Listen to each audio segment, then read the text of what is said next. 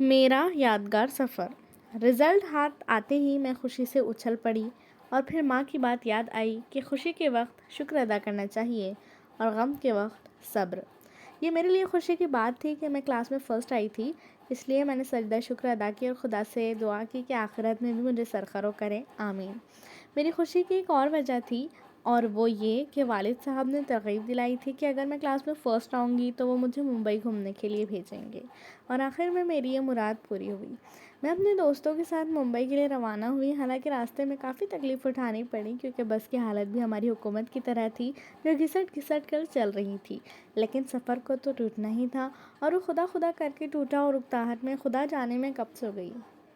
جب بس ممبئی کے اسٹیشن پر رکی تو دوستوں کے جگانے سے میری آنکھ کھلی، باہر آ کر میں مبہوت ہو گئی اور ممبئی تو میرے تصور سے بھی زیادہ حیرت انگیز ثابت ہوئی۔ اونچی اونچی بلڈنگیں انسان کے بلند حوصلے کی طرح سینہ تانے کھڑی تھیں، لمبی لمبی چوڑی چوڑی سڑکیں، ایسی شفاف سڑکیں جس پر گوا ٹیکسیاں پھسل رہی تھیں، لیکن میری اس حیرت پر سفر کی تکان غالب تھی، اس لیے ہم لوگ ٹیکسی کر کے لاج میں چلے گئے، نہلا دھلا کر ضروریات سے فارغ ہو کر آرام کیا اور پھر کھانا کھایا اور پھر خواب کی اس نگری میں سیر کو نکل کھڑے ہوئے۔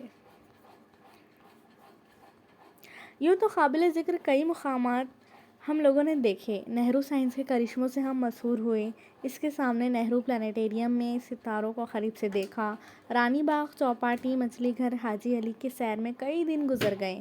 ہاں، اس جگہ بھی ہم گئے جو اصل خوابوں کی نگری ہے، یعنی فلم نگری۔ یوں تو سب جگہ بڑے یادگاری لمحے گزرے، لیکن گیٹ وے آف انڈیا کی سیر نے دراصل اس سفر کو یادگار بنا دیا۔ ہوا یوں کہ ہم لوگ لانچ میں بیٹھ کر سمندر کی سیر کو نکلے۔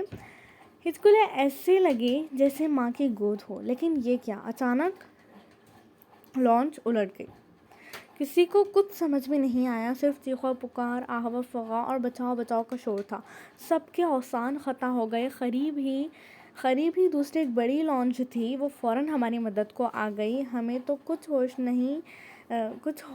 نہیں رہا کہ کس طرح بچا لیے گئے، لیکن یہ واقعہ میرے ذہن سے چپک کر رہ گیا اور میں نے پختہ ارادہ کر لیا کہ اب مجھے تیرنا سیکھ لینا چاہیے، اور بدھو کس طرح گھر لوٹے یاد نہیں۔